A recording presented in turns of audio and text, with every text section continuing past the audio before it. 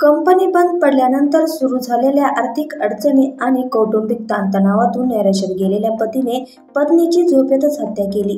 पत्नी गाढ झोपेत असताना घरातील छोट्या हातोड्याने त्याने पत्नीच्या डोक्याचा अक्षरशः भुगा केला. लीला कृष्ण नाफाडे वय 51 असं मृत महिलेचे नाव असून कृष्णा निवृत्ती नाफाडे वय 53 असे कुड पतीचे नाव आहे.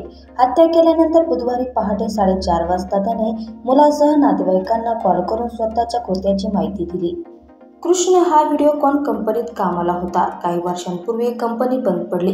पत्नीसह तो म्हाडा कॉलनीतील तोरणागड परिसरात राहत होता.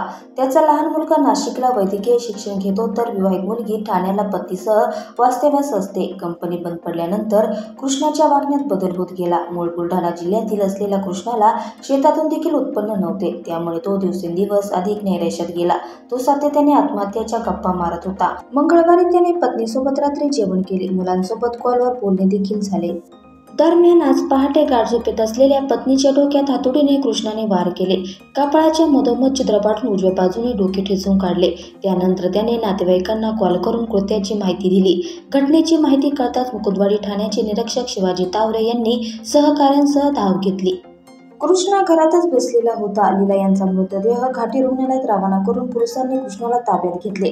पोलिसांना देखील तो विचित्र उत्तरे देत बडबड करत होता. मुलांच्या तक्रारीवरून खुनाचा गुन्हा दाखल करून वडील कृष्णाला अटक करण्यात आली.